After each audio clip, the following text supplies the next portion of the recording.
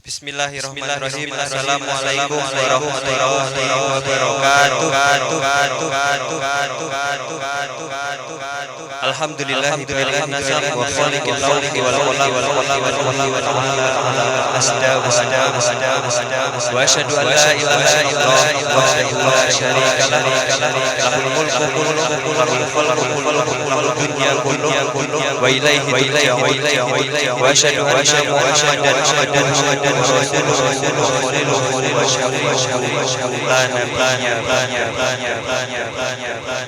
yang kami hormati Ustaz Hamam Rosyadi LC, yang kami hormati rekan-rekan PC PM Bantul, yang kami hormati rekan-rekan PCNA Bantul, yang kami hormati rekan-rekan Tapak Suci cabang Bantul dan para kaula muda. Pertama-tama kita panjatkan puja dan puji syukur kita kehadirat Allah Subhanahu wa taala yang sampai malam hari ini masih memberikan kita nikmat iman, nikmat Islam dan juga nikmat sehat. Alhamdulillah. Karena ada sebuah pepatah itu mengatakan as-sihhatu tajun ala ru'usi sihah la yaroha ilal mardu. Coba kalau saya tanya ke para kaula muda niki, silakan dijawab jujur. Pertanyaannya cuma satu, pilihannya cuma dua. Yang pertama yaitu silakan dipilih milih sehat duite siti atau duite akeh tapi sakit-sakitan. Enggak ada pilihan ketiga. Enak banget pilih ketiga. Saya ulangi lagi, sehat duitnya siti atau sakit-sakitan tapi duitnya banyak. Silahkan pilih mana, Mbak? Sehat duitnya akeh tapi itu enggak ada pilihannya. Ya. Mungkin rata-rata dari kita milihnya sehat tapi duitnya banyak. Tapi kalau pilihannya dua, mungkin kita akan memilih ora popo duite sithik, sing penting uripe sehat. Nah, hari ini kita alhamdulillah masih diberikan kesehatan. Mungkin banyak teman-teman kita yang pengen datang ke sini, pengen ikut pengajian tapi Allah belum mengizinkan. Yang insya Allah dengan kesehatan itu kita pergunakan untuk beramal soleh. Amin Allahumma amin.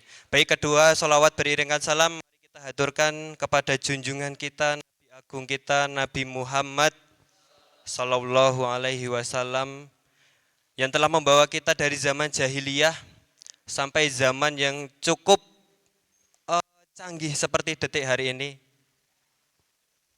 Ganti mic dulu nggih, sebentar.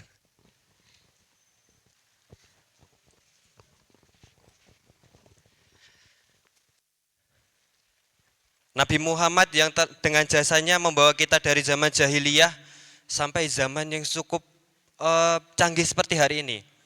Bahkan kita bermodalkan main kotak-kotak, nopo namanya setan gepeng HP. Tapi kita sekali klik orderan sampai rumah. Kejadian buatan hari ini, kejadian. Mungkin kalau ratusan tahun lalu kita nggak mungkin kepikiran. Sekarang kita ketemu pada zaman itu. Yang mana zaman ini perlu banyak ilmu untuk bertahan di zaman ini. Yang insya Allah kita tunggu syafaatnya di hari akhir nanti. Amin Allahumma amin ya Allah. Alhamdulillah selamat datang kami ucapkan kepada kaula-kaula muda yang sudah berkenan hadir pada acara kami yaitu kajian Angkatan Muda Muhammadiyah Cabang Bantul. Tapi sebelumnya sambil menunggu ustadznya sedikit ice breaking boleh ya? Ya silahkan untuk memilih koncone dua-dua. Yang belum kenalan dulu. Jadi dua-dua, adep-adepan. Enggak usah malu, sambil berkenalan enggak apa-apa. Ini mbak-mbak juga boleh. Hadep-hadepan, dua-dua. Okay. Nah, yang laki-laki sudah, yang perempuan silahkan hadep-hadepan, dua-dua. Yang belum kenalan dulu, enggak apa-apa. Sudah? Ya, yang belum kenal berkenalan dulu. Mbak, punya teman enggak, Mbak? Sama belakangnya boleh. Ya, permainannya gampang, silahkan tangan kanannya untuk diangkat seperti ini. Yang berarti yang kiri diangkat seperti ini. Kelihatan buatan sambil nunggu ustadznya gini. Sudah ya. Satunya juga ditaruh di bawahnya. Jadi yang menghadap ke utara atau ngalor itu silahkan tangannya gini, tangan kanan.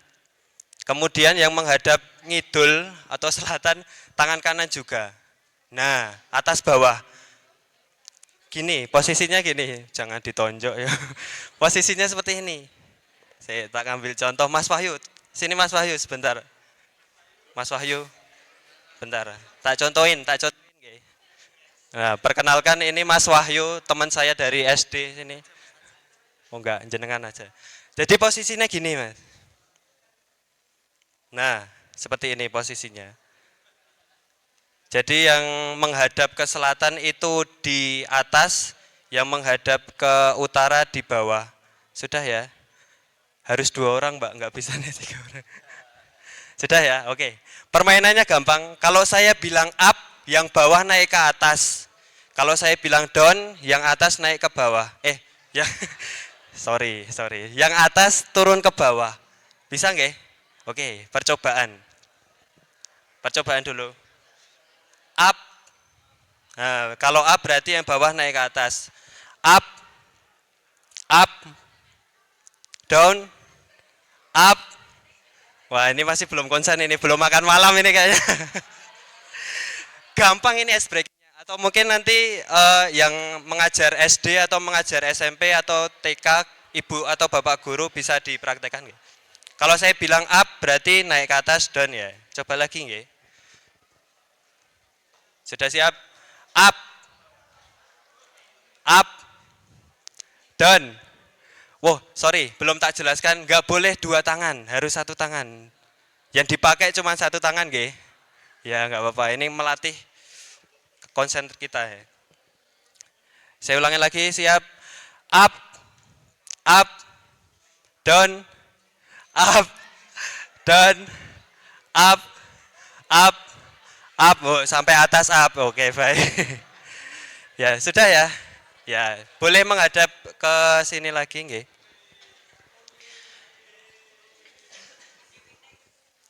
Baik, alhamdulillah kita sudah melakukan ice breaking. Itu sedikit oleh-oleh dari saya. Mungkin ada yang menjadi guru TK, guru SD atau guru SMP, guru SMA, Mas Wahyu mungkin di TPA-nya boleh pakai ice breaking itu nggih. Baik. Baik, izinkan saya untuk membacakan acara hari ini. Yang pertama yaitu pembukaan, yang kedua kalam ilahi, yang ketiga yaitu pengajian inti. Ada yang tahu judulnya hari ini kita apa judulnya? Judulnya Aku dan Kamu Menjadi Kita ya. Ya ini mungkin judulnya agak romantis-romantis dikit, tapi kita niatkan untuk lillahi ta'ala. Gitu nggih, Kang? Nggih, baik. Sedikit nganu nggih, niki sharing sedikit. Sekarang yang baru viral itu mental illness, betul atau mboten? Mental illness, trust issue, anxiety. Tahu mboten niki mbak-mbak yang MBS? Tahu ya? Oh enggak tahu. Baik, malah bagus. Kalau enggak tahu malah bagus justru. Jadi kebanyakan orang itu ngakunya, Mas, bilang ke saya, Mas, aku ini kena mental illness ya. Sebetulnya bukan mental illness. Kebanyakan main Instagram. Jadi pada malam hari ini kita fokuskan dulu. Mungkin yang masih punya tanggungan chat WA atau DM Instagram kita tinggalkan sejenak. Kita mendengarkan pemaparan dari Ustadz Ahmad Rosyadi LC. Gitu nggih. Baik, mari kita buka acara pada malam hari ini dengan seksama membaca Al-Basmalah. Bismillahirrahmanirrahim. Semoga dengan lantunan Al-Basmalah tadi membawa kita berilmu ini semakin berpahala banyak gitu nggih. Kedua yaitu acaranya lantunan ayat suci Al-Quran yang insya Allah akan dibawakan oleh saudari kita Yuanda Zidni membacakan Ali Imran ayat 104 sampai 105. Waktu dan tempat kami persilahkan.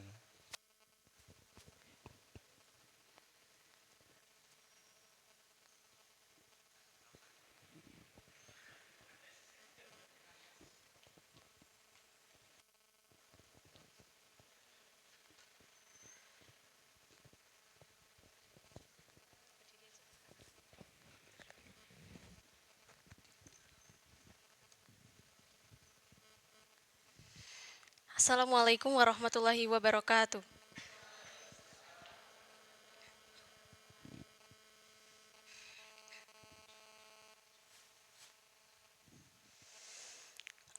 أعوذ بالله من الشيطان الرجيم.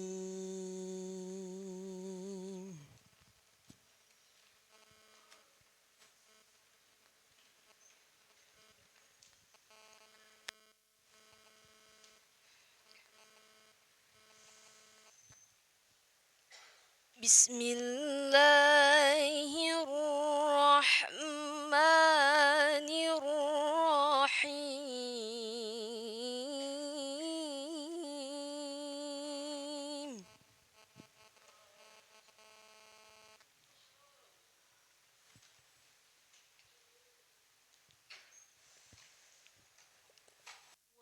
ولتكن منكم أمة يدعون إلى الخير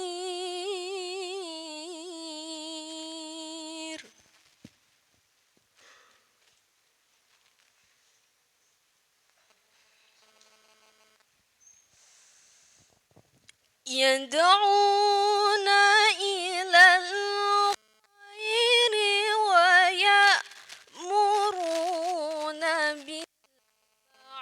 بالمعروف وينهون عن المنكر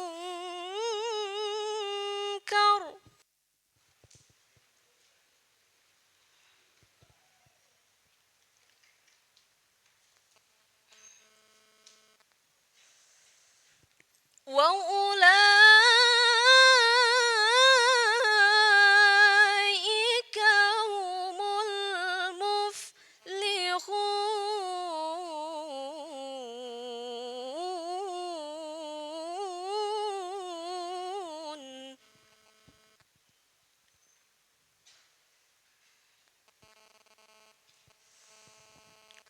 ولا تكونوا كالذين تفرقوا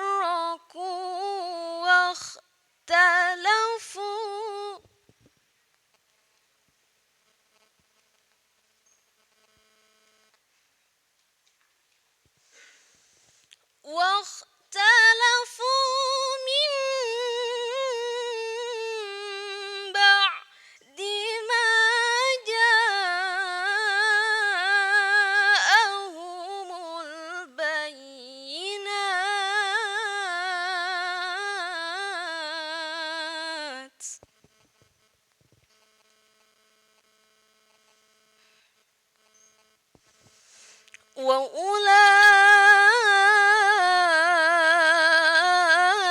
وأولئك لهم عذاب عظيم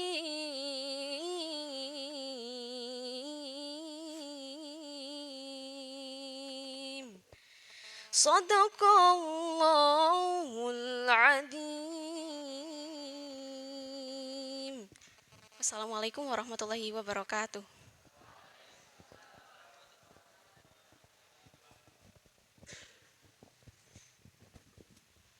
Sadaqallahul azim wa sadaqa rasuluhun nabiyul karim wa nahnu ala dzalika minasyahidin wa syakirin. Semoga dengan dilantunkannya ayat Al-Qur'anul Karim tadi, acara hari ini bisa berjalan dengan lancar. Amin Allahumma amin. Alhamdulillah telah hadir bersama kita yaitu Al-Ustadz Hamad Rosyadi LC. Baik, sebelum memulai pengajian inti, izinkan saya untuk membacakan sedikit tentang biografi Ustadz Hamad Rosyadi.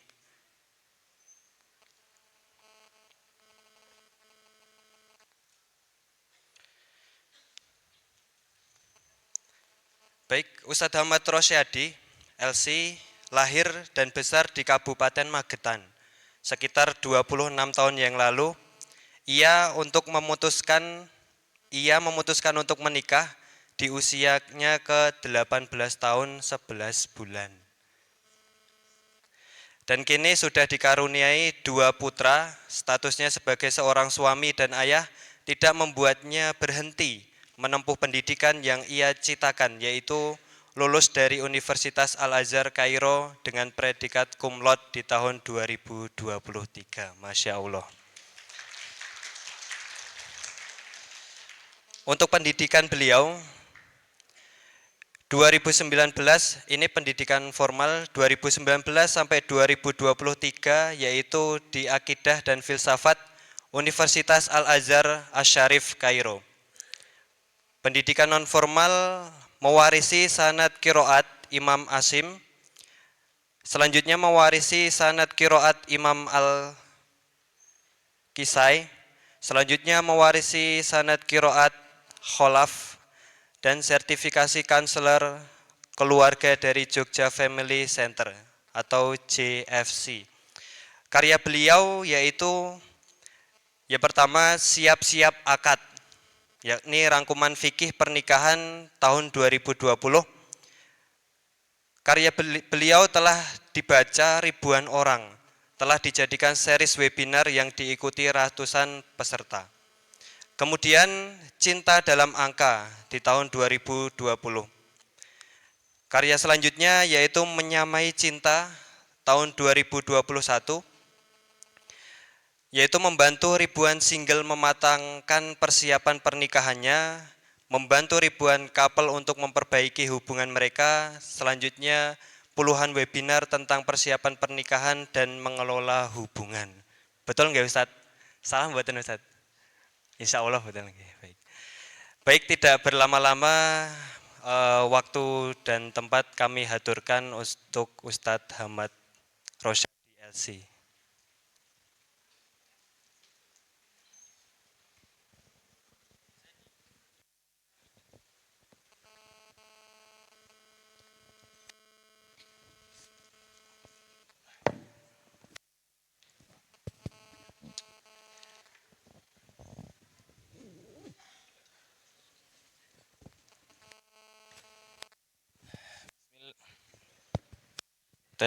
Bismillahirrahmanirrahim. Assalamualaikum warahmatullahi wabarakatuh.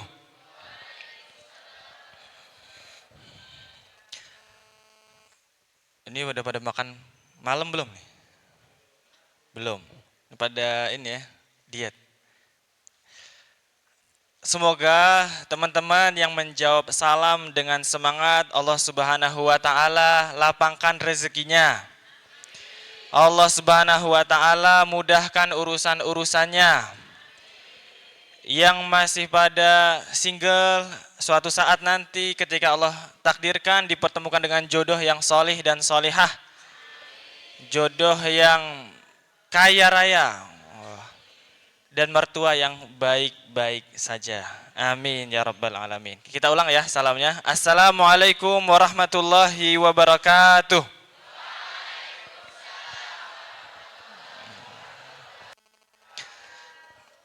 Alhamdulillah, alhamdulillahi wa kafa, wassalatu wassalamu ala rasulil mujtaba, habibina wa syafi'ina Muhammadinil Mustafa, wa ala alihi wa ashabihi ahli sidqi wal wafa, wa ala kulli man ittaba'al huda. Asyhadu an la ilaha illallah, wa asyhadu anna Muhammadan abduhu wa rasuluh, la nabiyya wa la rasulah ba'dah.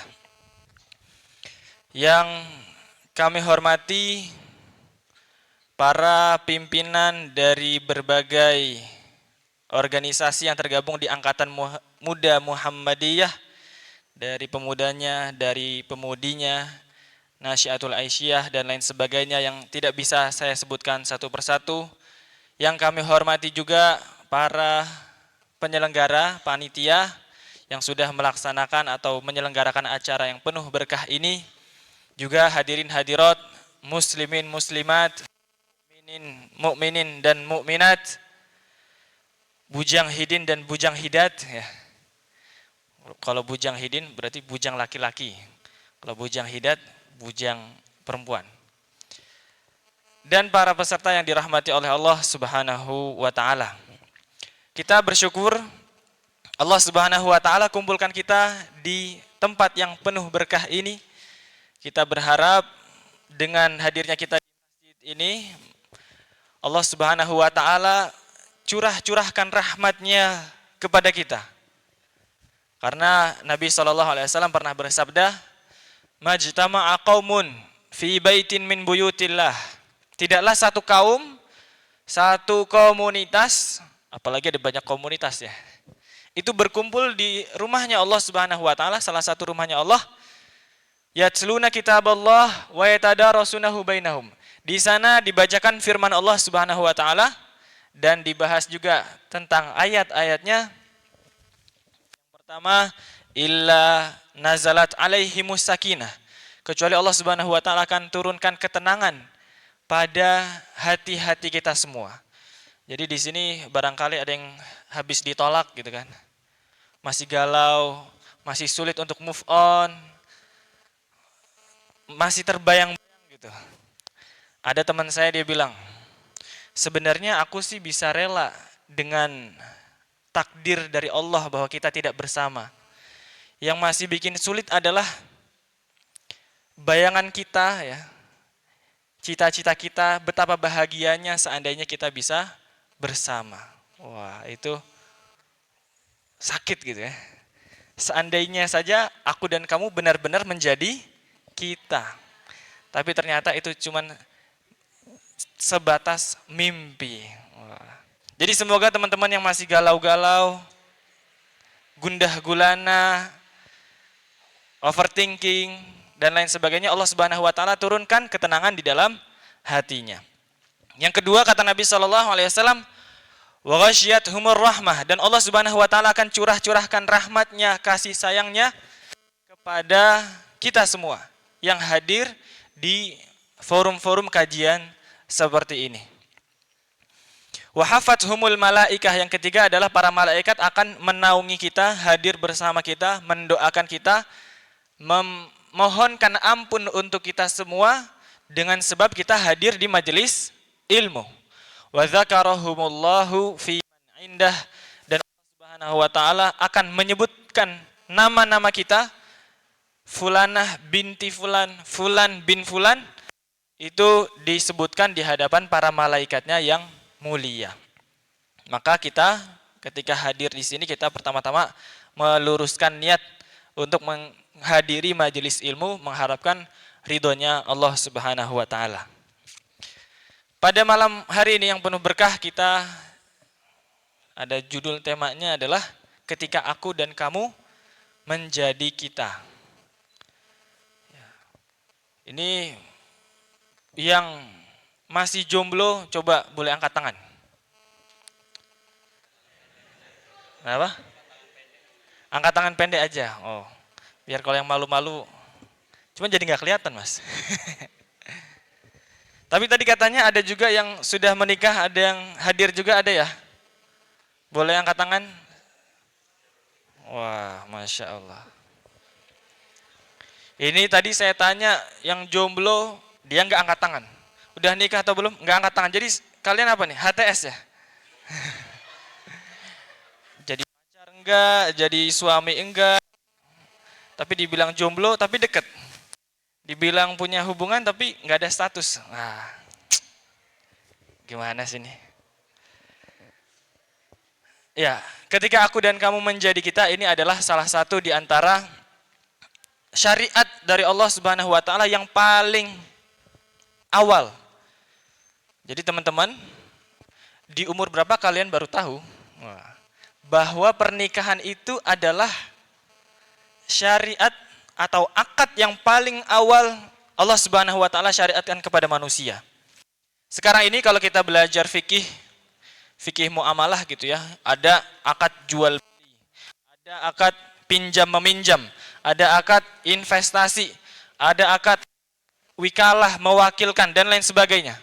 Tetapi sebelum ada itu semua, Allah Subhanahu wa taala mensyariatkan adanya akad nikah, yaitu ketika Allah Subhanahu wa taala menikahkan antara ayahanda kita semua, yaitu Sayyiduna Adam alaihi salam dengan ibunda Hawa, Siti Hawa, di dalam syurga sebelum ke dunia. Maka ketika kita membicarakan hal ini sebenarnya bukan soal cinta-cintaan aja. Sekarang ini teman-teman, ada banyak sekali demonisasi pernikahan. Wah, pokoknya pernikahan itu dibikin menyeramkan. Pernikahan itu dibikin menakutkan. Pernikahan itu dibikin seolah-olah itu akan mencabut kebahagiaan kita, mencabut mimpi-mimpi kita, dia akan memutus harapan-harapan dan cita-cita kita. Makanya kemarin baru saja tuh tadi ada yang nge-share di Instagram saya, DM gitu. Ini ada dari salah satu akun Instagram gitu ya, dia ngumpulin apa sih keputusan terbesar kalian di dalam hidup. Wah, akhirnya banyak beberapa komentar gitu ya. Katanya yang paling dia sesali adalah karena sudah menikah. Wah, ada banyak tuh menikah dari berbagai orang. Ada juga kadang komentar, ketika kalian nanti sudah menikah nih, buat yang laki-laki, kalian akan kehilangan mimpi-mimpi, kalian gak bisa lagi senang-senang, dan lain sebagainya. Tapi di sisi lain, jadi pernikahan itu dibikin seolah-olah menakutkan, tapi di sisi lain, hal-hal yang justru Allah Subhanahu wa taala larang itu sedang digencarkan, dikampanyekan. Kata mereka, hubungan di luar nikah gitu ya.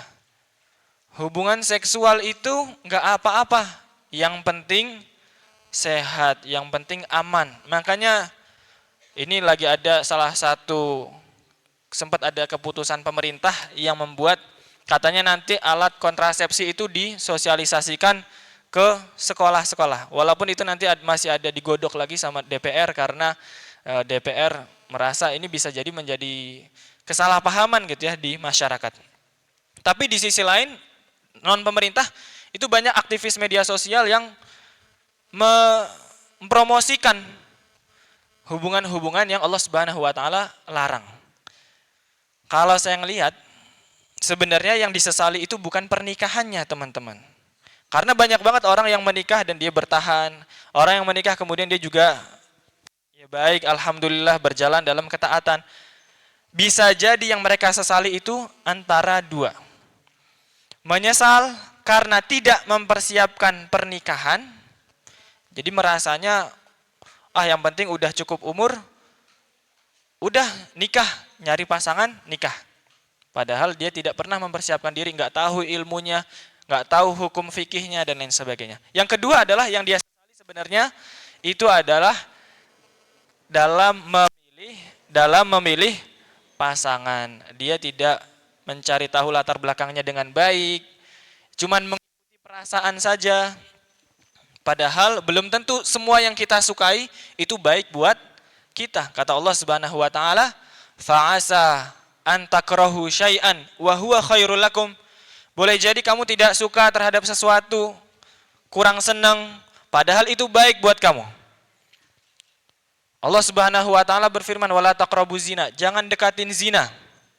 Tetapi hawa nafsu kita itu kan pengennya segera gitu kan. Wah, ngelihat tren TikTok, ada yang gandengan, apa segala macam, kita langsung kepengen. Tetapi Allah melarang. Wah, gimana sih? Gimana ya, di dalam syariat nggak boleh. Tetapi aku pengen nih. Nah, bisa jadi yang tidak kita suka itu baik buat kita. Wa asa an tuhibbu syai'an wa huwa syarrul lakum. Boleh jadi kita suka akan sesuatu padahal itu tidak baik buat kita. Makanya dalam menilai sesuatu jangan hanya mengandalkan perasaan. Jadi yang pertama tadi, kemungkinan yang dia sesali adalah karena tidak mempersiapkan pernikahan. Yang kedua adalah karena dia tidak selektif dalam memilih pasangan. Maka dalam tema ini, ketika aku dan kamu menjadi kita, ini ada salah satu kisah, teman-teman. Salah satu, ini kita masih bertahap ya, dari yang jomblo-jomblo dulu nih, biar ngerti nih.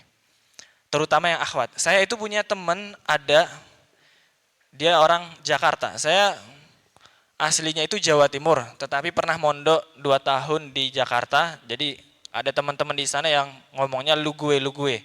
Dia cerita ke saya, "Mat, gua ini playboy cap tupai. Dia playboy bangga lagi. Katanya, gue bisa mat dapetin cewek yang macem-macem gitu. Gampang katanya nggak dapetin cewek. Jadi kata dia, cewek itu ada dua macam. Yang pertama, cewek yang umum, yang dia nggak ikut ke pengajian, ya udah aktivitas biasa-biasa aja. Itu gampang. Pokoknya lu ajak dia, lu traktir dia, lu ajak nonton, diajak traktir, diajak makan, segala macam, dikasih gombalan-gombalan gitu kan. Misalnya namanya siapa ya? Siapa? Ada yang mau dijadiin contoh? Enggak, ini cowoknya manggil cewek. Contohnya Hana ya. Ini kalau ada yang sama, jangan ditunjuk. Misalnya dia ngechat gini. Assalamualaikum Hana. Waalaikumsalam. Kamu tahu nggak kenapa di langit cuma ada 1 bulan? Tahu nggak kenapa di langit cuma ada 1 bulan? Wah, ini aku mau digombalin nih. Nggak tahu, emangnya kenapa? Soalnya kalau 2 bulan, Torik udah haji. Habis itu dia kelepek-kelepek gitu. Nah ini teman-teman jangan kelepek-kelepek digombalin seperti itu ya. Ini yang umum-umum seperti itu, yang dia mungkin, atau terkadang kita ini juga nih, yang sebelumnya menjaga diri banget. Tapi mungkin karena beberapa hal, akhirnya ketika ada ngechat, langsung happy, bahagia, deg-degan, langsung ngeiyain. Nah ini teman-teman hati-hati. Ini testimoni dari playboy cap tupai gitu. Yang kedua adalah perempuan-perempuan yang ngaji. Perempuan-perempuan yang ikut komunitas yang baik, yang rutin ikut pengajian, yang pakai kerudung seperti itu ya. Dia biasanya kata teman saya ini, kalau yang kayak gitu nggak mempan, diajak pacaran, diajak ngedate, diajak makan, berduaan, nggak bakal mau dia. Caranya adalah dengan pertama dideketin lewat ibadah-ibadah dulu. Wah, jadi kalau di-share lewat Instagram tuh nggak langsung yang quotes-quotes cinta-cinta gitu enggak, tapi kajian. Perkataan-perkataan, habis itu ayat-ayat gitu kan. Nanti lama-lama dia telepon atau pakai chat gitu. Assalamualaikum ukhti. Itu suara-suara buaya gitu ya. Assalamualaikum ukhti. Mohon maaf, izin mengingatkan untuk salat tahajud. Wah, ini kok rame ini. Ini udah salat tahajud atau belum ukhti? Belum akhi, ini baru bangun. Oh gitu. Ya udah jangan lupa untuk salat tahajud ya. Ini aku lagi sujud. Itu tuh kayak begitu. Itu yang pertama, dia akan ngedeketin lewat ibadah. Yang kedua, kata dia adalah dengan dijanjiin untuk nikah. Wah. Nanti dia nggak ngajak pacaran, kamu nggak jadi pacar aku nggak bakalan, tetapi langsung ditodong, aku rencananya pengen nikah sama kamu.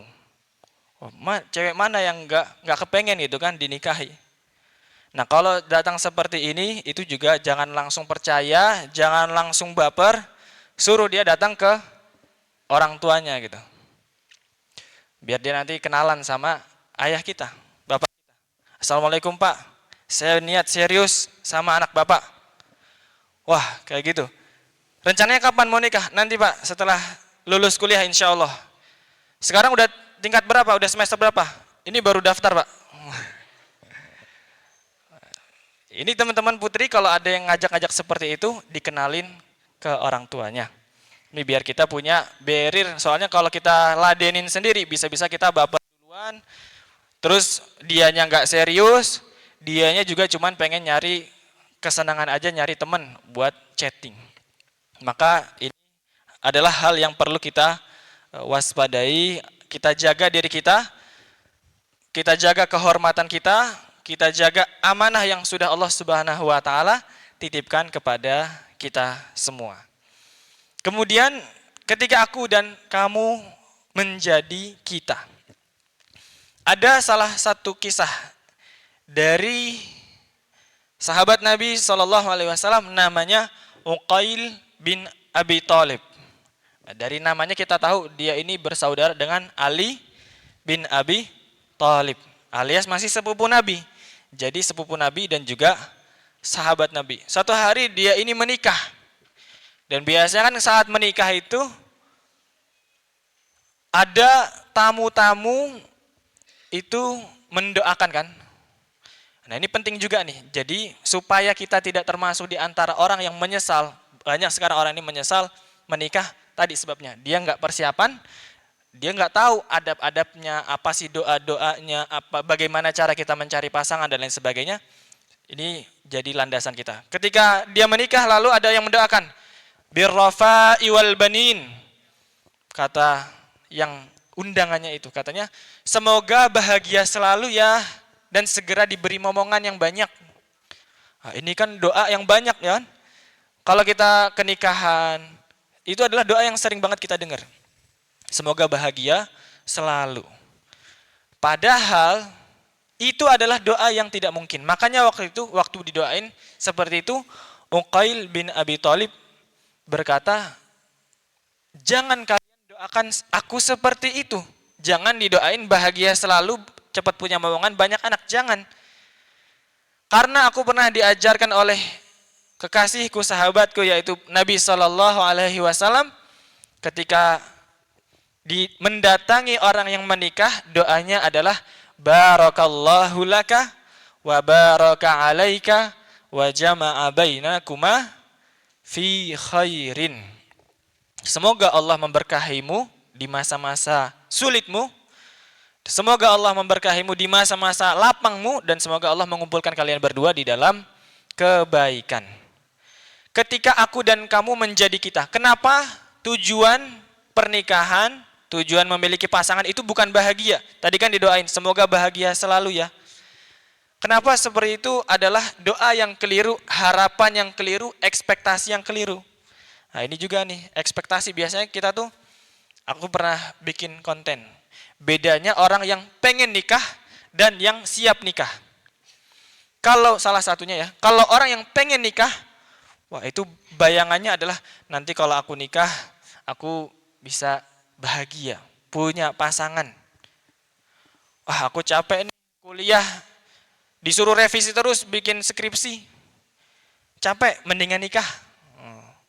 Dia menganggap pernikahan adalah solusi dari permasalahan hidupnya. Itu orang yang pengen menikah. Tetapi kalau orang yang sudah siap menikah, dia tahu di dalam pernikahan nanti ada ujiannya, di dalam pernikahan ada tantangannya, maka harus dipersiapkan.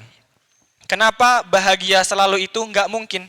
Kenapa kita nggak boleh menjadikan kebahagiaan sebagai tujuan utama pernikahan?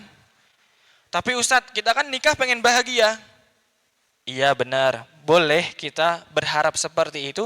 Tetapi kalau ekspektasinya adalah bahagia selalu, kayak yang di Instagram gitu ya. Pekan ini jalan-jalan ke pantai. Pekan depan jalan-jalan ke gunung. Itu kalau highlight story-nya udah bendera PBB gitu ya. Ini ada yang Malaysia, ada yang Thailand, nanti ada yang Saudi, dia ke Turki, kemana-mana. Kalau kita ekspektasinya seperti itu akan berat. Soalnya nggak ada orang di dunia ini yang dia itu nge-share kesedihan-kesedihannya di media sosial. Pasti yang di-share adalah yang happy-happy. Walaupun belakangan juga ada yang kadang-kadang cewek-cewek gitu ya. Entah gimana dia nangis tapi sambil direkam. Direkam di-upload lagi di TikTok. Kok bisa gitu, aku heran ya. Itu jarang tapi yang seperti itu jarang. Biasanya kalau orang menikah yang di-share adalah happy-happynya, bahagia-bahagianya. Kalau yang kita pahami soal pernikahan cuma happy-happy, kita akan keliru. Karena Allah Subhanahu wa taala sudah menjamin bahwa setiap kehidupan, setiap pernikahan, setiap rumah tangga itu akan mengalami yang namanya ujian. Kata Allah Subhanahu wa taala dalam surat Al-Baqarah, "Walanabluwannakum bisyai'in minal khauf." Dan sungguh kami akan menguji kalian dengan ujian yang pertama adalah al-khauf, rasa takut, rasa khawatir, rasa overthinking di dalam kehidupan kita. Yang pertama adalah al-khauf. Wal ju', yang kedua adalah rasa lapar. Barangkali ada ujian ekonomi. Teman-teman, jangan ketika kita itu mencari pasangan, jangan cuma sekedar melihat nominal gajinya, dia anak siapa, dan lain sebagainya. Karena yang seperti itu tuh belum tentu jaminan dia akan di atas terus. Orang yang di atas bisa jadi dia mengalami momen-momen di bawah. Orang yang sekarang mungkin di bawah juga nggak selamanya dia akan di bawah. Barangkali dia bisa naik juga. Maka dalam mencari pasangan, jangan dilihat apa pekerjaannya, jangan dilihat berapa gajinya, tapi yang dilihat adalah potensi rezekinya. Emang bedanya apa Ustadz? Gaji sama potensi rezeki? Beda. Gaji itu belum tentu rezeki. Ada orang yang dia ini gajinya ratusan juta, tetapi dia itu nggak boleh tidur di atas kasur spring bed. Kenapa? Soalnya kalau tidur di atas kasur, pinggangnya sakit, punggungnya sakit. Dia harus tidur di atas tirai, di atas karpet. Ada orang yang punya gaji ratusan juta, puluhan juta, tetapi nggak boleh sama dokternya, jangan yang manis-manis. Kata dokter, ingat dia diabetes. Jangan yang berminyak, yang asin-asin, ingat kolesterol. Nggak boleh makan daging, nggak boleh makan kacang-kacangan. Ingat asam urat.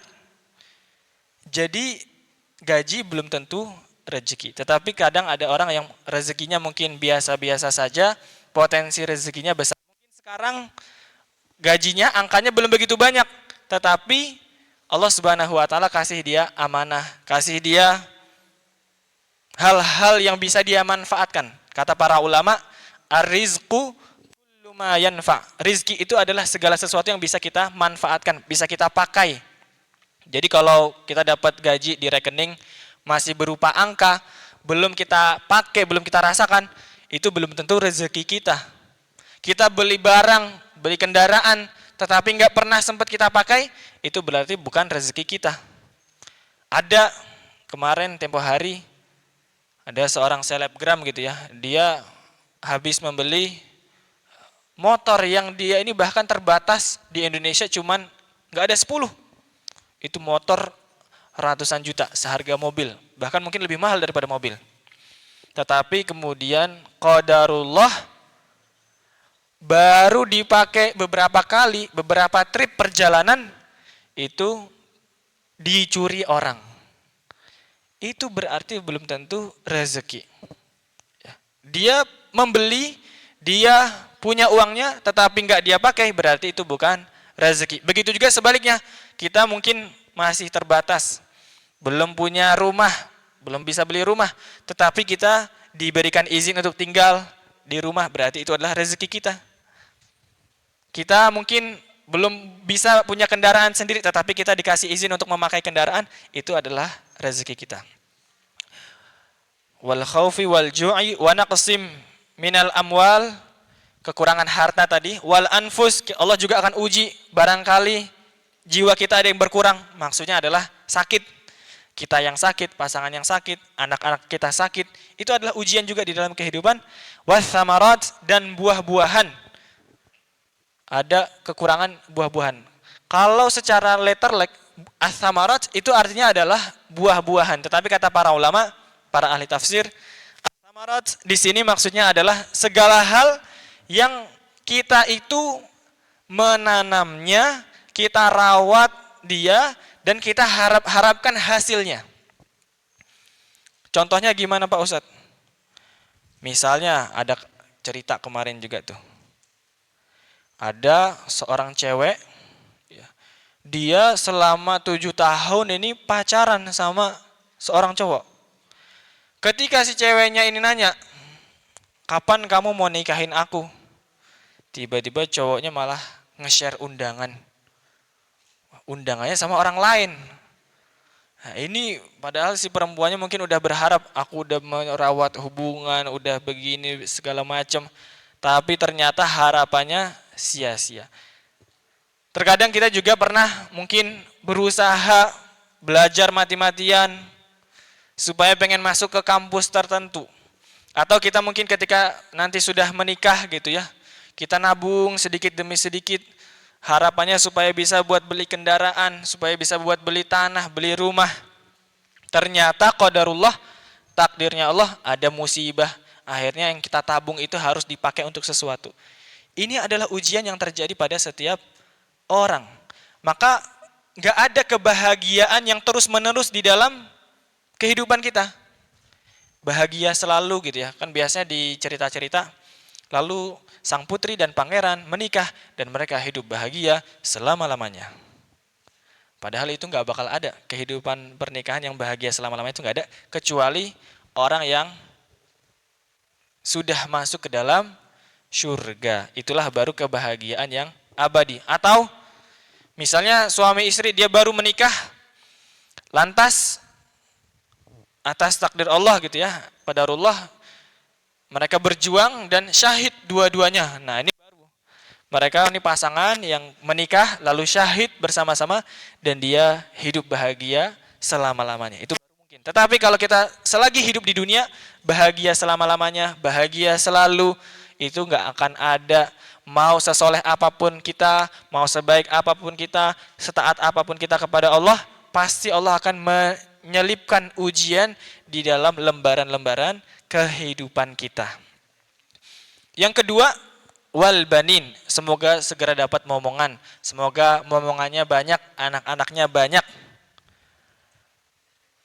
Orang-orang Arab zaman dulu mereka itu membangga-banggakan keturunan. Membangga-banggakan anak, semakin banyak anak itu berarti semakin hebat.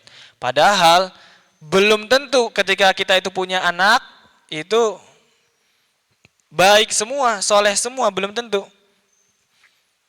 Apalah kita dibandingkan seorang yang mulia, putra dari orang yang mulia, putra dari orang yang mulia. Seorang nabi, anaknya nabi lagi, cucunya nabi, yaitu Nabiullah Ya'qub alaihi salam bin Ishaq bin Ibrahim. Beliau punya 12 anak. Yang soleh cuman 2. Yang 10 nuakal semua. Maka belum tentu banyaknya anak itu adalah juga kebaikan. Makanya tadi Uqail bin Abi Thalib itu menegur sahabatnya yang datang untuk mendoakan seperti itu, bahagia selalu, semoga dapat momongan. Jangan doakan seperti itu, akan tetapi doakanlah barakallahu laka. Semoga Allah memberkahi engkau. Lam di situ adalah menunjukkan untuk masa-masa senangmu. Jadi di dalam pernikahan ada yang bilang, nikah itu senangnya cuma 5%. 95%-nya senang banget. Tapi jangan dipercaya yang kayak gitu ya. Nanti kan saya sepil. Ada ujian-ujiannya juga tetap. Cuman banyak. Di dalam pernikahan itu banyak sekali momen-momen baik, momen-momen indah, momen-momen yang menyenangkan. Akan tetapi ada salah satu teori dalam filsafat gitu ya. Setiap yang menyenangkan itu pasti akan menuntut rasa sakit. Ketika kita punya pasangan yang baik, punya pasangan yang cakep, berarti siap-siap harus cemburu. Punya anak yang baik, punya anak berarti dia harus siap juga dalam mengandung, harus sabar dalam menyusui. Yang laki-laki harus sabar dalam menafkahi, nyekolahin, ngasih baju dan lain sebagainya. Itu semua ada. Tapi kita berharap di masa-masa yang menyenangkan itu Allah Subhanahu wa taala mencurahkan keberkahan. Memberikan kebaikan yang bertambah. Soalnya kenapa? Enggak semua nikmat, enggak semua kebaikan yang kita dapatkan di dalam pernikahan itu bisa menjadi kebaikan tambahan. Ada orang-orang, misalnya kita menikah sama-sama dari bawah, sama-sama merintis. Dua-duanya mukanya nggak glowing ya, tapi dark gitu ya. Nah, yang satu dark, yang satu glowing. Kalau digabung glowing in the dark. Suatu ketika mereka akhirnya mungkin semakin baik karirnya, penghasilannya semakin banyak, jadi tambah glowing gitu ya, dua-duanya. Ini kan kebaikan. Nambah cantik, nambah cakep, nambah ganteng, hartanya juga nambah banyak. Tetapi kalau di situ tidak ada keberkahan, maka bisa jadi nikmat-nikmat tadi yang cakep itu dia gunakan untuk mencari pasangan yang lain. Uang yang dia miliki yang banyak itu justru untuk mencari hal-hal kenikmatan yang lain yang Allah Subhanahu wa taala haramkan. Ini banyak terjadi ya kan. Saat masih susah rela sepiring berdua. Naik motor yang kalau naik itu kaca speedometernya harus dipegangin gitu. Kalau enggak bunyi kretek gitu. Tapi giliran dia udah mapan, udah punya kendaraan, punya mobil, ternyata malah sopir dirasa lebih ganteng, lebih perhatian segala macam. Itu adalah kebaikan, nikmat tetapi tidak berisi keberkahan. Makanya kita itu meminta, kalau orang lain mendoakan dan kita juga meminta kepada Allah, ya Allah berkahilah nikmat-nikmat yang telah Engkau berikan kepada kami. Wa barik lana fima a'tait. Di antara doa itu adalah, ya Allah berkahilah apa-apa yang telah Engkau beri kepada kami. Berkahilah harta kami, berkahilah pasangan kami, berkahilah harta-harta kami, berkahilah keluarga kami, berkahilah rumah, kendaraan dan lain sebagainya. Itu adalah sesuatu yang kita perlu minta keberkahan kepada Allah Subhanahu wa taala. Yang kedua adalah wa baraka alaik. Semoga Allah memberkahi engkau di masa-masa sulitmu. Semoga Allah memberikan atasmu. Maksudnya adalah di masa-masa susah, di masa-masa sulit. Tapi Ustadz, sekarang ini penyebab perceraian nomor 2 adalah masalah ekonomi. Bagaimana kalau orang masalah ekonomi bisa menjadi keberkahan, bisa menjadi kebaikan? Emangnya bisa? Bisa teman-teman. Saya pernah baca tulisan salah seorang akhwat, seorang perempuan di Facebook, dia bilang gini, judulnya, penyebab perceraian bukan faktor ekonomi. Kenapa? Soalnya dia katanya keluarganya ini merasakan sendiri bagaimana ayahnya dulu adalah seorang pengusaha sukses, setiap bulan pasti minimal 2 kali ke luar negeri. Jadi perjalanan bisnisnya bukan lagi cuma Indonesia tetapi ke mancanegara, negara-negara sekitar. Tetapi di satu titik ayahnya ini ditipu, dikhianati partnernya, bukan cuman anjlok gitu ya, tetapi terjerembab gitu ya. Bukan cuman bangkrut, bahkan sampai hutangnya banyak. Ini sangat-sangat menjadi pukulan bagi keluarga tersebut yang tadinya gaya hidupnya seperti apa, harus menjadi sangat-sangat sederhana. Tetapi kata si anak perempuan ini, Masya Allah, di dalam masa-masa sulit tersebut ternyata Allah memberikan keberkahan. Berupa apa? Yang tadinya ayahnya ini sibuk sekali dengan bisnisnya, dengan usahanya, akhirnya jadi sempat untuk kumpul bersama keluarga setiap ba'da subuh dan ba'da maghrib. Nah ini mungkin kita agak relate nih, teman-teman yang mungkin orang tuanya, pekerjaannya segala macam, sibuk, jadi kurang family time, apalagi family time di dalam ketaatan. Setiap ba'da subuh dan ba'da maghrib kata dia, kita itu jadi ngaji bareng. Ngaji, baca, gantian, satu persatu, kemudian tadabbur apa yang bisa kita ambil pelajarannya, sambil bercanda-bercanda, walaupun setelah itu mereka diskusi lagi. Habis ini kita ngutang sama siapa ya? Soalnya tetangga-tetangganya udah pada dihutangin, saudara-saudaranya udah pada dihutangin, tetapi ya masih butuh untuk survive gitu. Tetapi alhamdulillah ala kulli hal mereka tetap bertahan. Jadi kalau orang bercerai karena mungkin ada faktor ekonomi, ujian ekonomi itu memang menjadi salah satu faktor, tetapi ketika ujian itu Allah Subhanahu wa taala titipkan keberkahan karena sikap kita yang tepat, itu bisa menjadi justru penguat. Kata si anak ini, anak perempuan ini, suatu ketika ketika akhirnya ayahku bisa kembali, karirnya itu kembali gitu ya. Bisnisnya perlahan sedikit demi sedikit karena orang tuanya ini ayahnya jujur, orang kembali memberikan amanah-amanah kepada ayahnya, dikasih pekerjaan, dia bikin usaha segala macam, sukses lagi.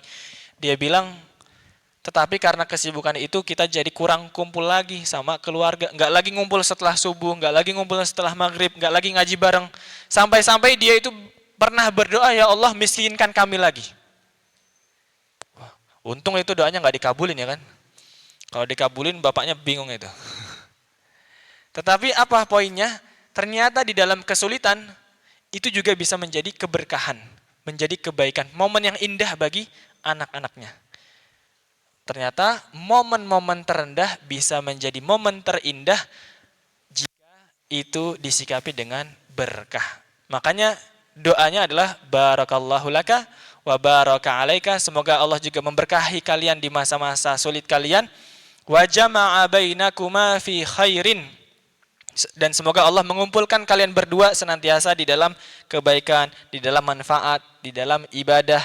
Inilah doa yang realistis. Rasulullah itu mengajarkan kita, nggak harus dengan kajian seperti ini, nggak harus dengan kultum panjang. Jadi Nabi SAW itu kata-katanya itu adalah jawami'ul kalim. Kata-katanya singkat, padat, tetapi maknanya sangat luas. Maka beliau itu mengajari kita soal kehidupan pernikahan dari doa yang 3 kalimat itu.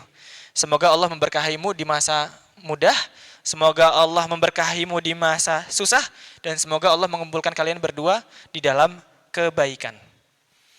Kalau kita pelajari doa Nabi ini, kita sadar, oh ternyata pernikahan itu memang ada bahagianya. Tetapi bahagia saja tidak cukup, kita minta kepada Allah keberkahan.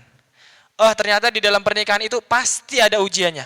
Nggak ada satupun pasangan yang hidup di dunia tanpa ada ujian. Tetapi apakah kalau ada ujian berarti bikin kita takut menikah, bikin kita nggak mau nikah, bikin kita kalau ada masalah pisah aja? Enggak.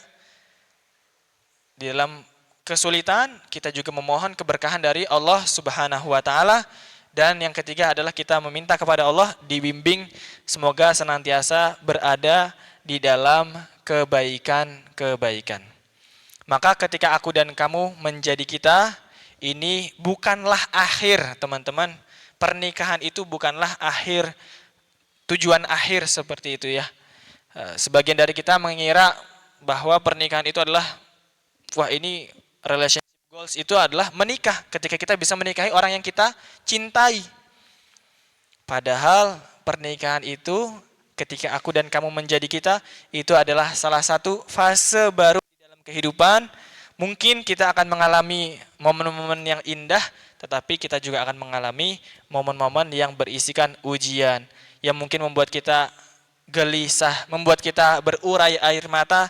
Tetapi jika Allah Subhanahu wa taala memberkahi momen-momen tersebut, tetap saja momen-momen yang rendah tadi bisa membuat kita merasakan perasaan yang terindah di dalam kehidupan. Teman-teman yang dimuliakan Allah Subhanahu wa taala, ada satu ayat yang begitu indah, tetapi karena keterbatasan waktu nanti saya bahas secara singkat aja, yaitu surat Ar-Rum ayat 21. Ya, ini biasanya ada di undangan-undangan pernikahan gitu ya. Allah Subhanahu wa taala berfirman, "Wa min ayatihi an khalaqalakum min anfusikum azwaja." Dan di antara tanda-tanda kekuasaan Allah Subhanahu wa taala. Di dalam Al-Qur'an Allah sangat banyak menceritakan tentang tanda-tanda kekuasaannya. Allah menceritakan tentang penciptaan langit, penciptaan bumi, bagaimana hujan itu Allah Subhanahu wa taala turunkan, bagaimana Allah menghidupkan tanah yang sudah kering, yang mati menjadi hidup lagi. Bagaimana Allah menciptakan gunung-gunung, bagaimana Allah menciptakan lautan yang begitu luas dengan berbagai macam karunia yang ada di dalam kandungannya. Tetapi Allah kemudian juga menyebutkan di antara tanda-tanda kekuasaan Allah Subhanahu wa taala, an khalaqalakum min anfusikum azwaja. Allah Subhanahu wa taala menciptakan dari anfusikum, dari anfus kalian, azwaja, pasangan. Anfus ini ada beberapa makna. Yang pertama adalah dari diri kalian. Ya, ini kalau kita merujuk tadi kepada kisahnya Nabi Adam alaihissalam, Allah itu menciptakan Siti Hawa dari tulang rusuk beliau. Ini ya, ikhwan nggak usah ngecek ya, ini tulang rusukku hilang berapa gitu. Enggak. Allah itu maha kuasa untuk menciptakan sesuatu tanpa harus menghilangkan yang asalnya tadi. Nabi Adam alaihissalam dari rusuk kiri beliau yang paling atas Allah menciptakan Siti Hawa. Maka lelaki dan perempuan itu asalnya dari satu. Kemudian anfus yang kedua adalah Allah Subhanahu wa taala menciptakan kita itu dari jiwa-jiwa yang sama. Maka biasanya pasangan itu ada aja sisi kecocokannya. Model yang pertama itu mirip dua aliran sungai yang bertemu pada satu muara. Ya, dia dari segi fisik mirip gitu ya. Sama-sama tinggi, sama-sama mancung, sama-sama pinter, sama-sama begini. Banyak kesamaannya. Itu model yang pertama. Seperti dari dua mata air sungai yang bersatu. Yang kedua adalah orang yang dia ini justru bertentangan. Yang satu introvert, yang satu ekstrovert. Yang satu cerewet, yang satu pendiam. Yang satu suka narsis gitu kan di sosmed. Yang satu misterius. Kalau udah misterius dia ini akunnya itu nggak pakai foto profil, dikunci, udah itu nggak ada postingannya. Sampai-sampai orang bingung ini dikunci kenapa nggak ada yang diposting? Saking misteriusnya orang. Ada yang model seperti itu. Nah, dia ini seperti air dan api, seperti air hujan dan juga tanah yang subur. Dari dua karakter yang berbeda ini, ketika dia kemudian bersatu, dia bisa kemudian menumbuhkan kebaikan-kebaikan yang lebih banyak. Ini kalau orang jodoh kurang lebih seperti itu ya. Ada yang sama, ada yang mungkin berbeda, tetapi banyak kebaikan-kebaikannya. Kalau kakak ipar saya itu mirip banget. Hidungnya mirip, pakai kacamata, pokoknya semuanya serba mirip. Fisiknya mirip dia. Tetapi kalau saya sama istri saya, itu banyak bedanya. Sampai-sampai istri itu kadang nanya, kita ini jodoh apa enggak sih? Soalnya banyak banget bedanya. Kan orang bilang jodoh itu mirip gitu. Nah, kita nggak ada mirip-miripnya. Tetapi alhamdulillah banyak kesamaan dari sisi yang lain.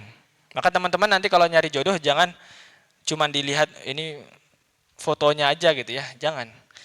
Tetapi dicari tahu juga potensi-potensi kebaikan-kebaikannya. Itu min anfusikum azwajan litaskunu ilaiha.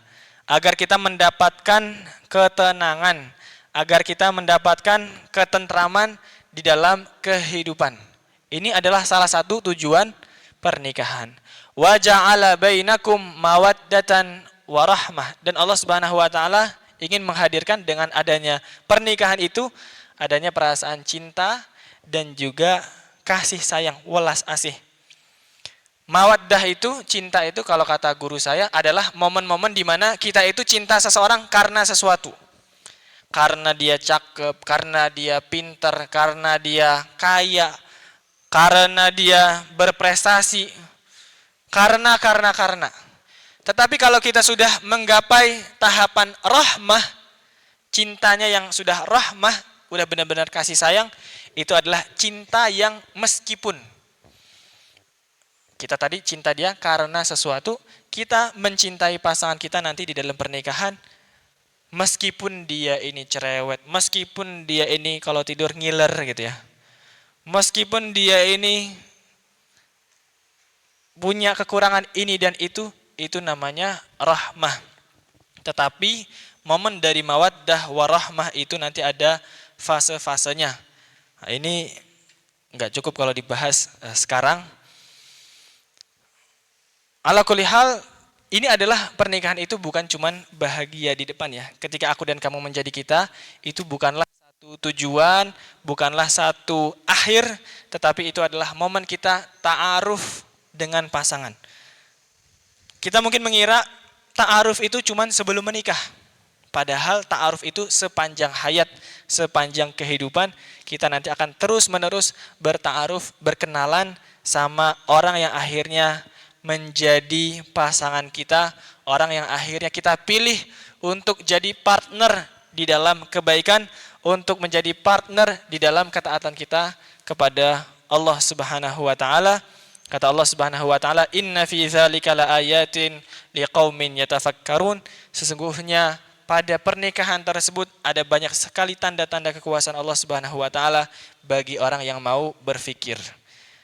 Jadi bukan bagi orang yang merasa. Maka pernikahan itu jangan sekedar mengandalkan perasaan, tetapi kita juga perlu menghadirkan logika, menghadirkan akal kita dalam persiapannya, dalam menjalani pernikahannya, dalam menghadapi momen-momen sulitnya. Itu kalau bisa dilandasi dengan ilmu. Semoga Allah Subhanahu wa taala menjadikan kita, buat teman-teman yang jomblo tadi, kita jadi lebih siap dalam menghadapi pernikahan, siap dalam menjemput pilihannya Allah Subhanahu wa taala, dan bagi yang sudah menikah semoga Allah hadirkan sakinah, mawaddah, warahmah dan keberkahan di dalam keluarga kita semuanya. Amin Allahumma amin. Kurang lebihnya mohon maaf. Wassalamualaikum warahmatullahi wabarakatuh.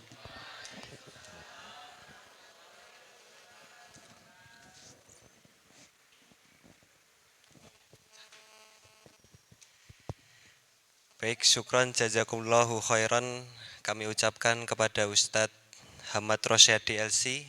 Semoga dengan ceramahnya tadi membuka kita untuk semangat menikah ya. Sudah. Oke, baik. Selanjutnya yaitu ada sesi tanya jawab ya Ustadz. Sedikit sesi tanya jawab. Mungkin kita buka 2 penanya dulu dari audiens. Dari laki-laki 1, perempuan 1. Silahkan, monggo yang mau bertanya boleh angkat tangan. Baik, selanjutnya kalau enggak ada, oh Mas Wahyu, baik, alhamdulillah.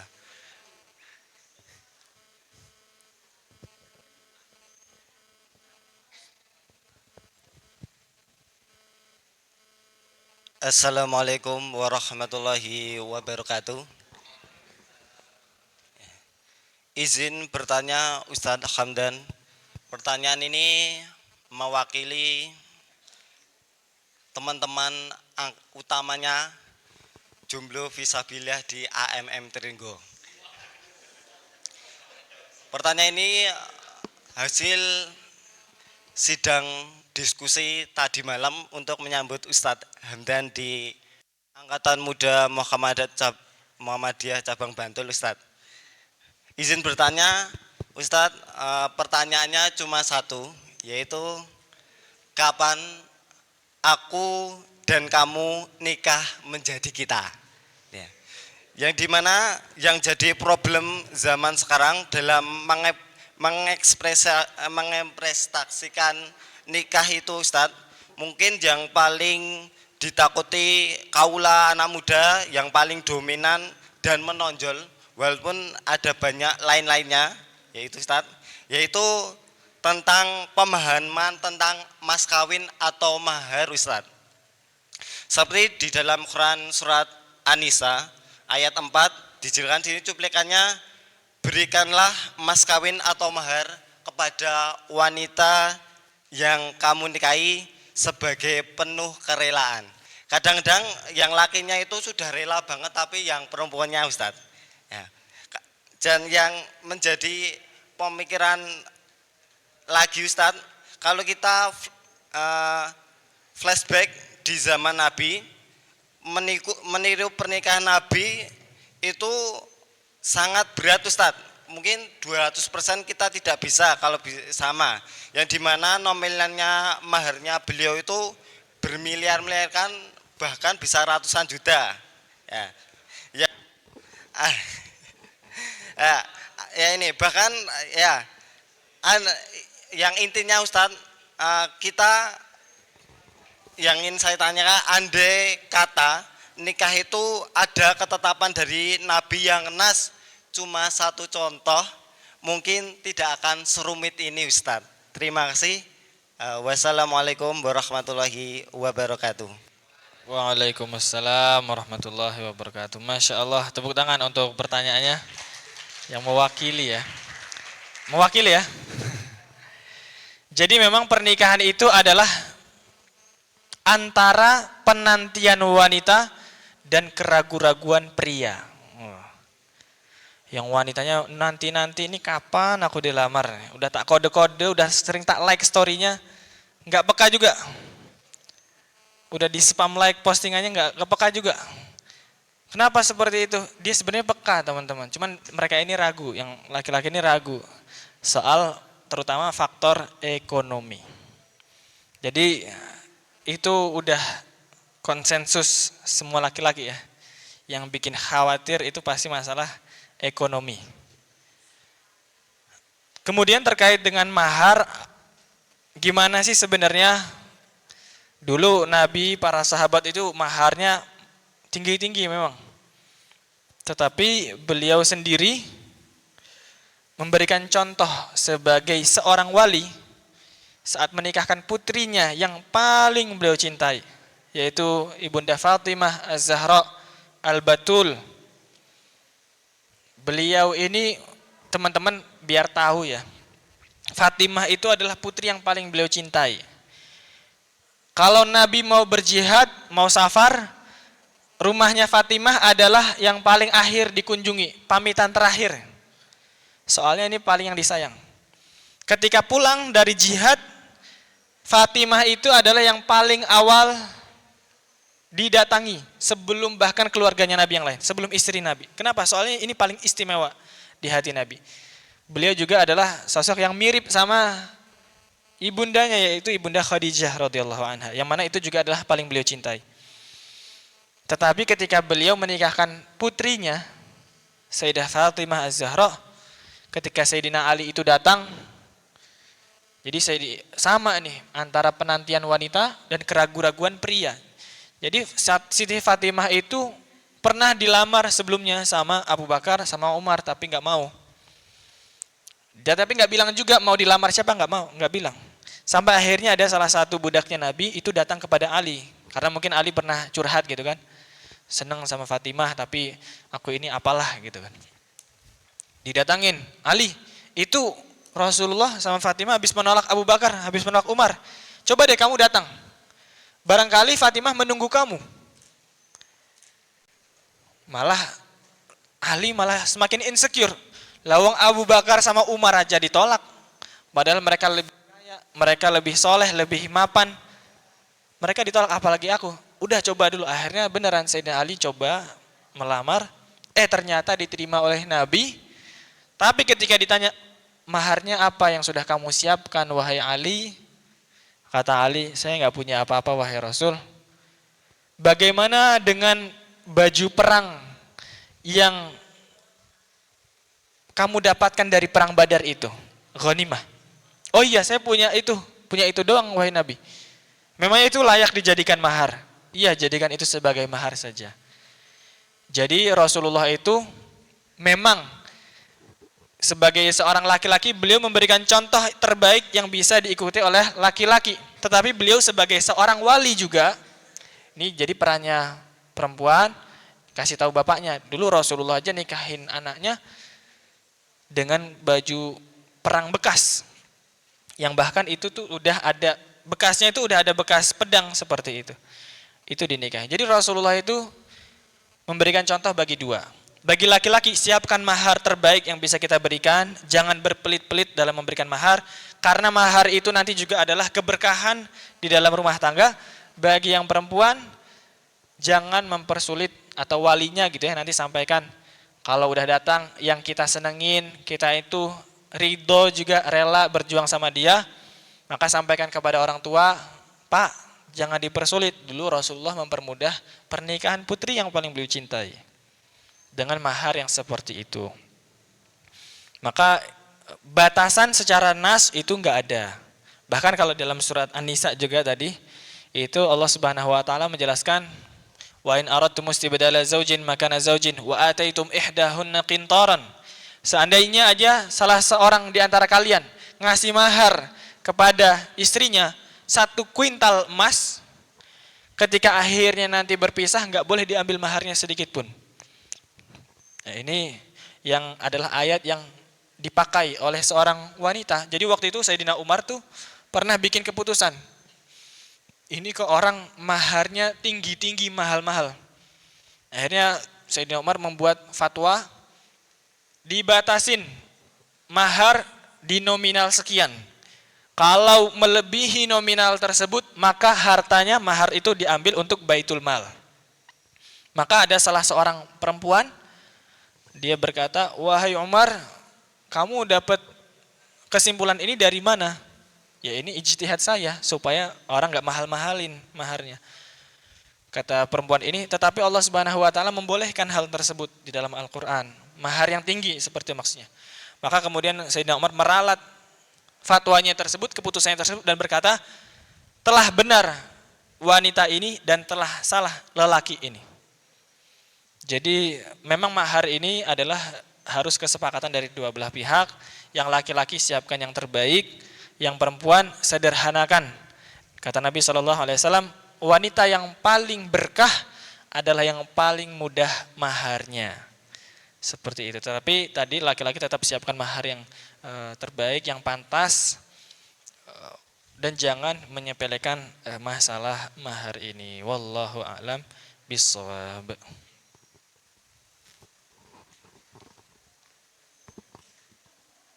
Baik, selanjutnya terima kasih Ustadz Hamad Rosyadi atas jawabannya. Mas Wahyu sudah puas belum jawabannya?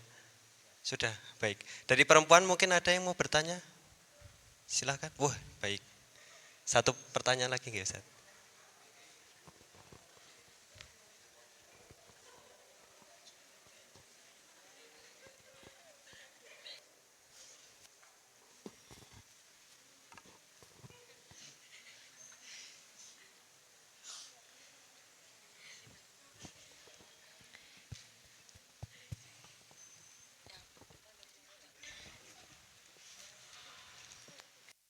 Bismillahirrahmanirrahim. Assalamualaikum warahmatullahi wabarakatuh. Izin bertanya Ustadz, saya ingin bertanya bagaimana cara untuk mencapai pernikahan yang barokah. Terima kasih.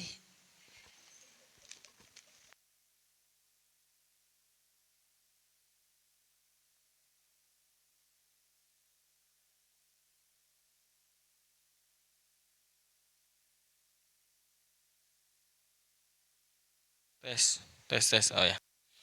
Bagaimana ikhtiar kita dalam menggapai pernikahan yang berkah? Ini adalah goals utama kita ya.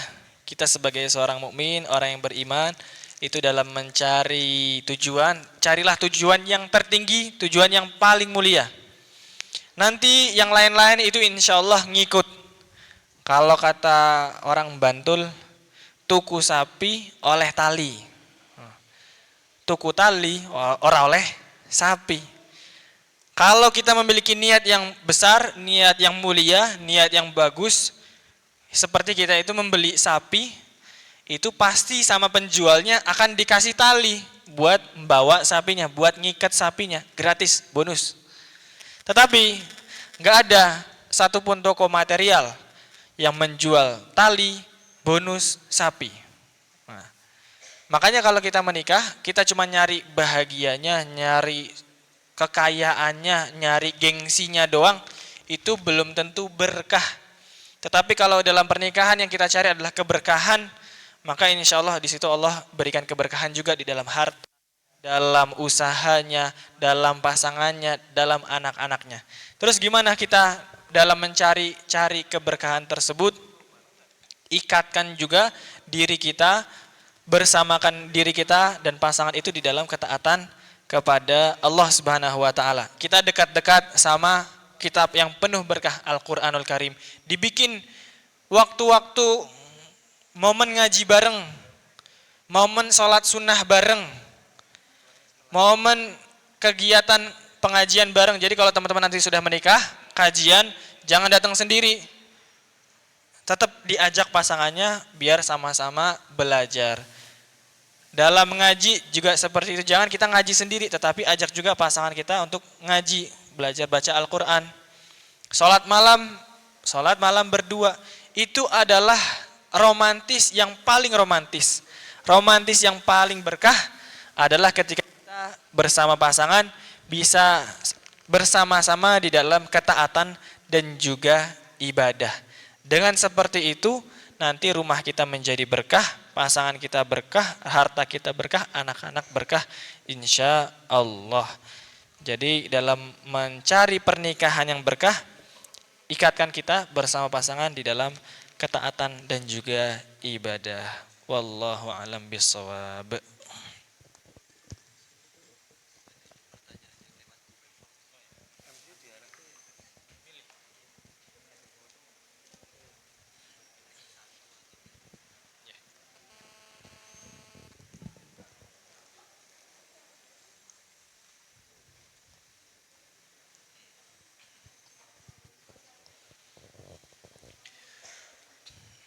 Aku dan kamu menjadi kita. Gimana sih kita biar bisa yakin bahwa orang yang kita pilih adalah orang yang tepat?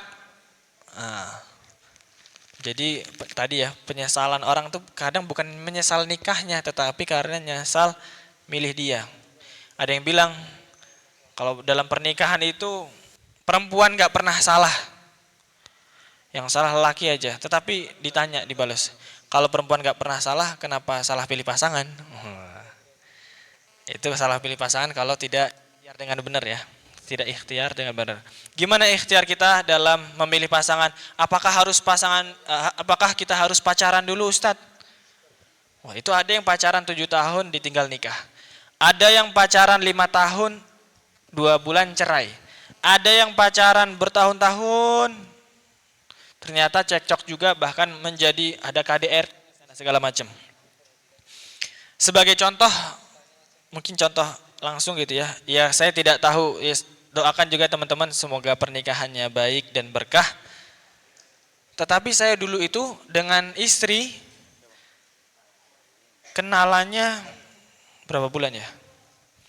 Saya itu kenal dia bulan November. Bulan Januarinya lamaran. Bulan Desember ketemu untuk pertama kali. Bulan Januari lamar, ketemu yang kedua. Lalu bulan Mei itu menikah.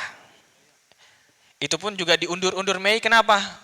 Kenapa nggak segera? Padahal kan dianjurkan segera. Soalnya saya belum cukup umur waktu itu. Masih 18 tahun.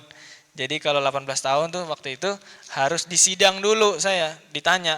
Ini nikah, kenapa kamu nikah di bawah umur? Apakah ada kasus skandal gitu kan?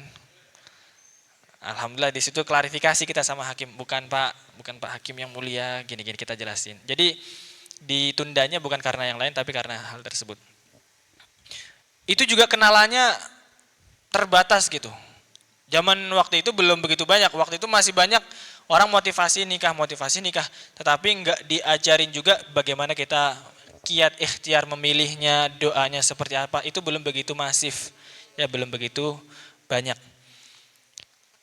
Tetapi alhamdulillah ada satu hal yang membuat saya ngerasa tuh beruntung banget.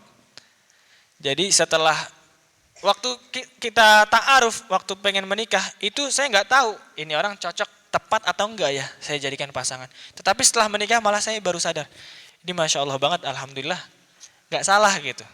Apa yang saya ikhtiarkan? 2. Yang pertama adalah saya itu musyawarah sama keluarga, sama guru-guru. Tentang ini ada orang seperti ini, karakternya seperti ini.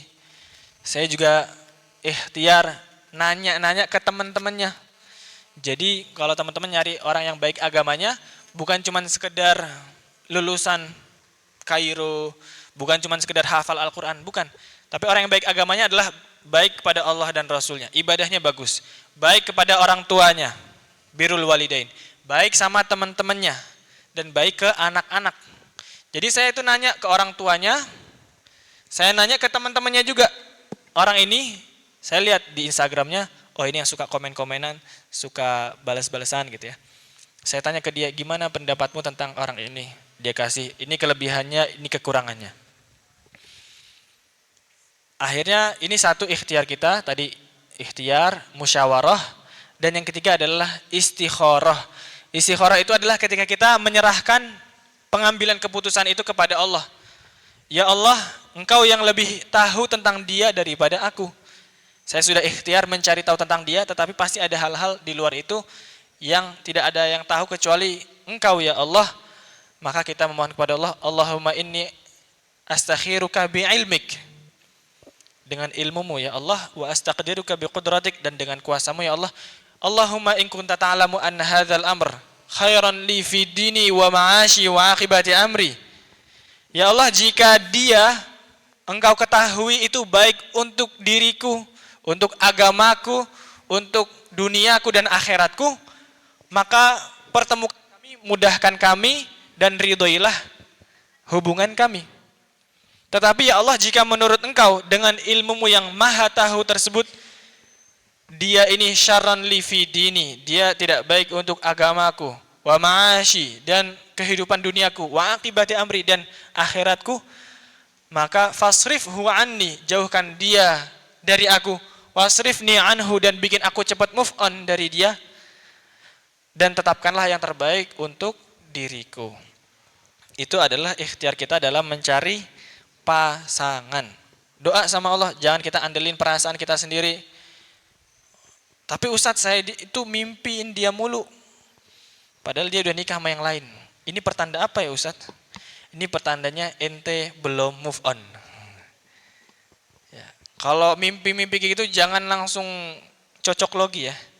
Tetapi kita serahkan kepada Allah Subhanahu wa taala. Itu alhamdulillah dengan ikhtiar seperti itu saya malah ngerasa ya Allah, beruntung banget ada rumah tangga yang seperti ini, yang dia pacaran, merasa sudah kenal, ternyata ketika menikah terungkap sisi yang tidak dia ketahui.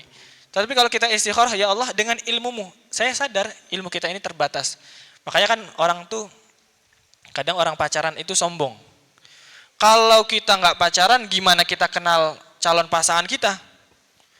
Emangnya siapa yang menjamin kalau ente pacaran benar-benar kenal? Ya, orang pacaran itu pasti yang ditampakkan kepalsuan-kepalsuan, topeng-topeng.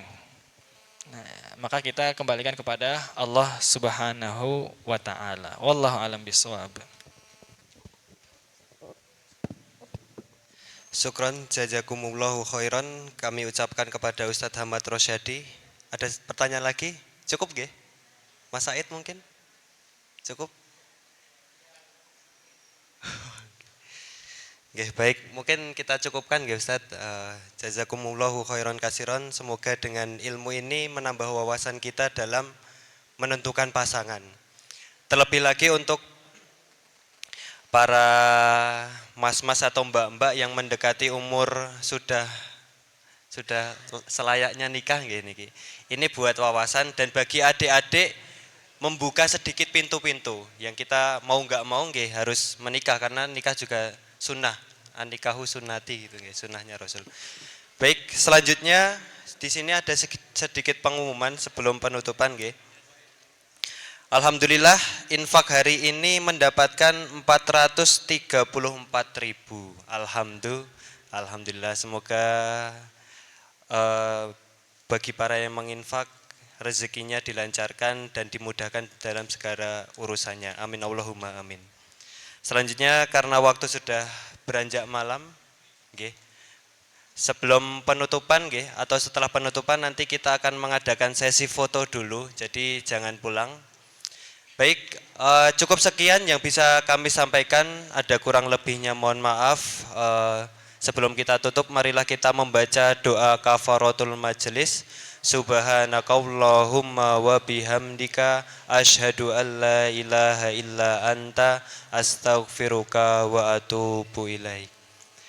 Kita tutup dengan membaca alhamdulillah. Alhamdulillahi Rabbil Alamin. Sebelum perfotoan biar kelihatan cakep atau cantik, sampahnya boleh sambil dibawa nggih. Didelikke dulu sebentar. Baik. Jadi posisinya Ustadz mungkin duduk di depan gini.